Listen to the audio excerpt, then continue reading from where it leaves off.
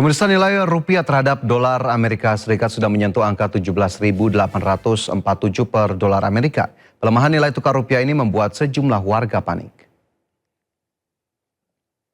Per Jumat 29 Mei 2026, 1 dolar Amerika sudah seharga 17.847 rupiah. Pelemahan nilai tukar rupiah ini membuat sejumlah warga panik. Akan tetapi yang menarik adalah Wakil Menteri Pertanian mengatakan, nilai tukar dolar yang melemah justru membuat jutaan petani kita yang happy alias bahagia karena ekspor hasil tani dibayar dengan nilai dolar yang naik. Jadi sebetulnya nilai tukar dolar yang agak melemah ini ada jutaan petani kita yang happy. Karena ekspor kopinya dibayar pakai dolar, ya kan, ekspor karetnya dipakai dolar, ekspor cengkeh, ekspor gula aren, ekspor gula kelapa, ekspor serabut kelapa, ekspor macam-macam.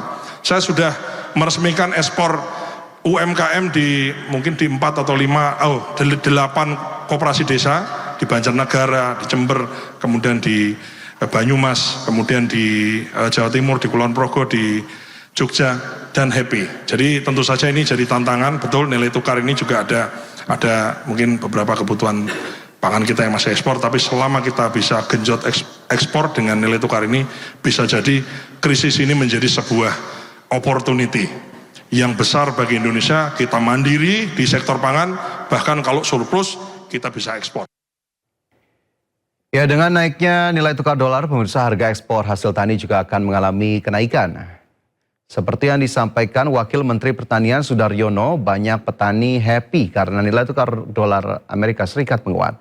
Karena ekspor hasil tani dibayar dengan dolar, petani ekspor kopi, ekspor karet, cengkeh, gula aren, gula kelapa, serabut kelapa, dan ekspor hasil tani lainnya tidak dipungkiri nilai harganya juga mengalami kenaikan.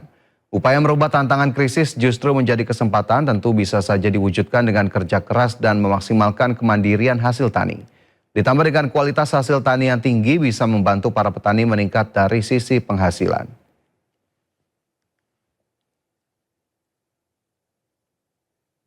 Sayangnya dengan melemahnya nilai tukar rupiah terhadap dolar juga mempengaruhi harga pupuk. Bahan baku pupuk banyak dipengaruhi pasar global sehingga biaya produksi dikhawatirkan ikut naik. Distribusi naik, harga juga ikut terdorong. Akibatnya keuntungan petani menurun.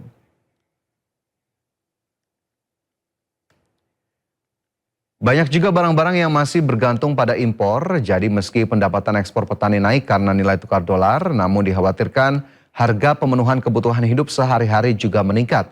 Sedikit contohnya, terigu dan gandum dari luar negeri, tempe dan tahu, kedelainya sebagian besar dari Amerika dan Brazil.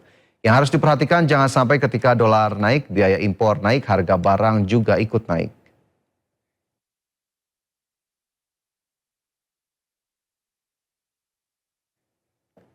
PT Danantara Sumber Daya Alam Indonesia atau PT DSI telah ditetapkan sebagai badan usaha milik negara atau BUMN. BPI Danantara sendiri tercatat memiliki 99% saham PT DSI. 1%-nya dimiliki Badan Pengatur BUMN.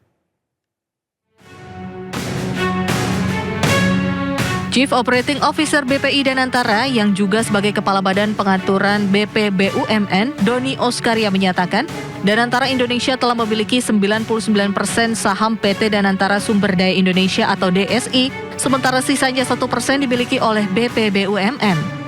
Dengan demikian, perusahaan yang akan fokus pada tata kelola ekspor komoditas sumber daya alam ini resmi sebagai badan usaha milik negara, karena pemerintah melalui BPBUMN telah memiliki saham seri A Dwi Warna PT DSI sebanyak 1%. Seri A Dwi Warna dengan kuasa khusus sebagaimana BUMN lainnya. Kekayaan alam Indonesia itu harus untuk kemakmuran rakyat Indonesia. Setuju nggak itu dulu? Itu dulu dasar berpikirnya. Kan? Kalau kita setuju, kemudian baru kita lihat mekanismenya. Apa yang terjadi selama ini.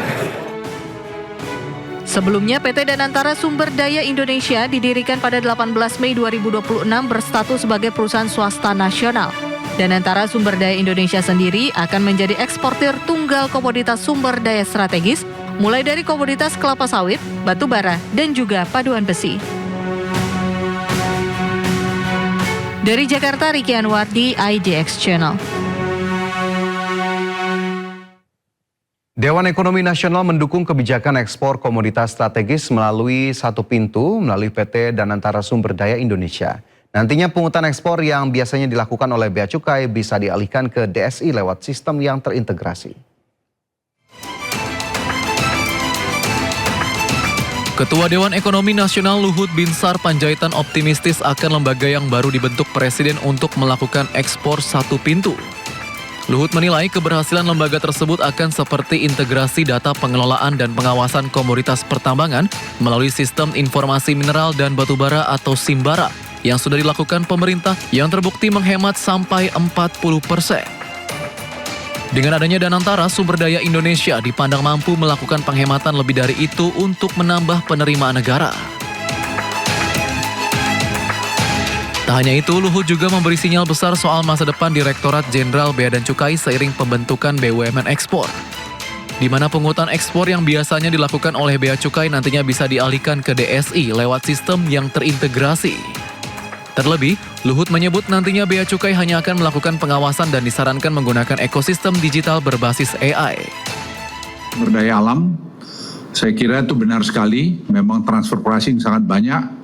Tapi juga sudah saya usulkan tadi malam juga kepada Rosan untuk disampaikan pada Presiden. Kita gunakan juga SIMBARA yang traceability yang sudah ada. Dengan badan ini memakai sistem itu. Dan itu link langsung ke tempatnya Pak Sua, yaitu National Single Window. Jadi sudah kita bangun sistem itu dan orang tidak akan bisa lari dari situ.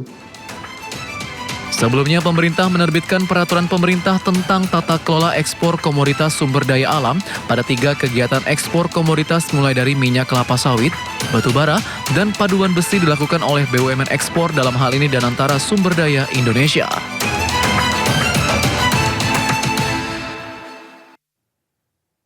Kementerian SDM memastikan impor pasokan minyak mentah dari beberapa negara dapat dieksekusi langsung oleh PT Pertamina maupun Badan Layanan Umum. Terbitnya Perpres terbaru sengaja dirancang untuk memberikan kepastian hukum dan perlindungan bagi korporasi yang mengeksekusi impor. Kementerian SDM memastikan rencana impor pasokan minyak mentah dari beberapa negara telah memiliki payung hukum. Aktivitas impor komoditas energi tersebut nantinya dapat dieksekusi langsung oleh PT Pertamina maupun Badan Layanan Umum. Menurut Wakil Menteri SDM Yulio Tanjung, kepastian tersebut menyusul terbitkannya regulasi baru yang mengatur tata cara pengadaan energi dari luar negeri. Meski demikian, Yulio memastikan pemerintah tetap berhati-hati, mengingat karakteristik minyak dari setiap wilayah memiliki keunikan tersendiri, di mana aspek volatilitas harga dan logistik pengiriman komoditas juga menjadi perhatian utama. Jadi untuk mekanismenya ini kita sudah ada Perpres 26 tahun 2026 di mana untuk impor itu bisa dilakukan langsung oleh teman-teman yang dari BUMN dalam hal ini Pertamina dan juga bisa dilakukan oleh BLU. Itu ada Perpres yang terbaru yang mengatur mekanisme itu. Yulio menekankan Perpres terbaru sengaja dirancang untuk memberikan kepastian hukum dan perlindungan bagi korporasi yang mengeksekusi impor. Beliau ini mengantisipasi risiko bisnis agar tidak menjadi polemik ke depan.